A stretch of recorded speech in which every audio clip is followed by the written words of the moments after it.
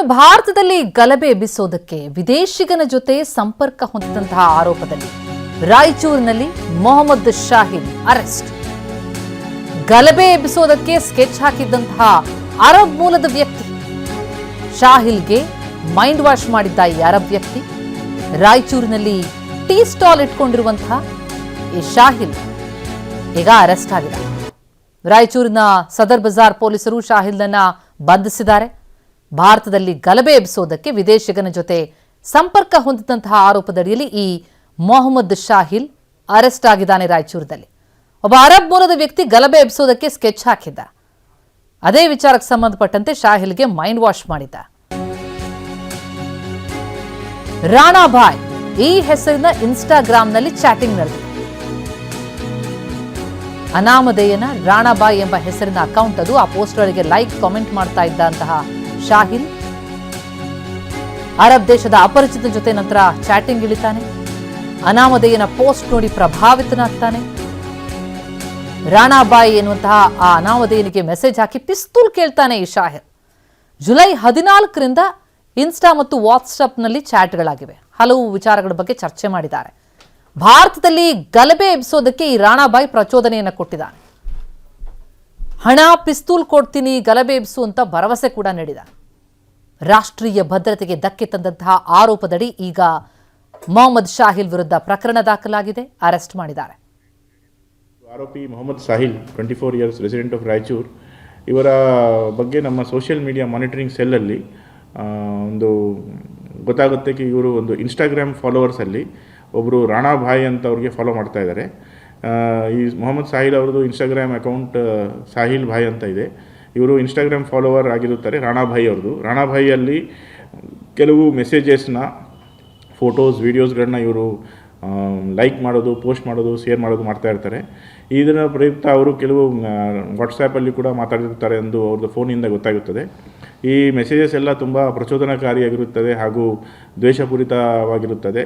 And ದ್ವೇಷಪೂರಿತ ಭಾಷಣಗಳನ್ನು ಕೂಡ ಇವರು share ಮಾಡೋದು, ಲೈಕ್ ಮಾಡೋದು. ಈ ಬಗ್ಗೆ ಡೀಟೇಲ್ಸ್ ಪಡೆಯೋಣ. ನಮ್ಮ ಪ್ರತಿನಿಧಿ ಭೀಮೇಶ್ ಈಗ ದೂರವಾಣಿ ಸಂಪರ್ಕದಲ್ಲಿದ್ದಾರೆ. ಭೀಮೇಶ್, ನಿಜಕ್ಕೂ ಆಘಾತಕಾರಿ ಈ ಶಾಹಿಲ್ನ ಹಿನ್ನೆಲೆ ಏನು?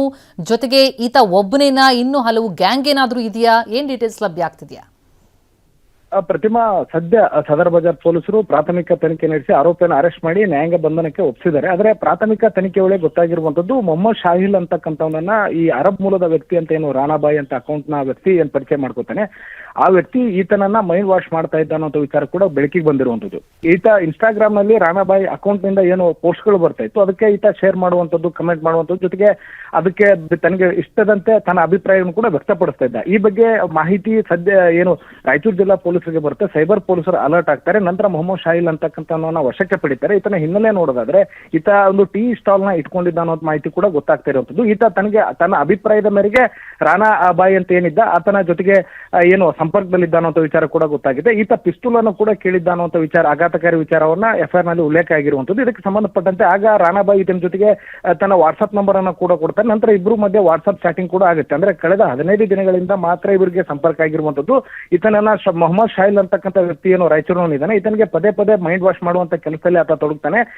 ನಂತರ ಭಾರತದಲ್ಲಿ ಗಲಭೆ ಎಬ್ಬಿಸ್ಲಿಕ್ಕೂ ಕೂಡ ಈತನನ್ನ ಮೈಂಡ್ ವಾಶ್ ಮಾಡ್ಲಿಕ್ಕೂ ಕೂಡ ಮುಂದಾಗ್ತಾನೆ. ಅಂದ್ರೆ ಏನು ಹಣದ ವ್ಯವಸ್ಥೆ ಏನಿದೆ ಅದು ನಾನು ಮಾಡ್ಕೋತೀನಿ ಅಂತ ಫಂಡಿಂಗ್ ಅನ್ನ ಕೂಡ ಮಾಡ್ತೀನಿ, ಜೊತೆಗೆ ನೀನು ಕೇಳದಂತೆ ಪಿಸ್ತೂಲ್ ಅನ್ನ ಕೊಡ್ತೀನಿ, ಈ ರೀತಿ ನಾನು ಹೇಳದಂತೆ ಮಾಡ್ಬೇಕು ಅನ್ನೋ ನಿಟ್ಟಿನಲ್ಲಿ ಮೈಂಡ್ ವಾಶ್ ಮಾಡ್ತಾನೆ.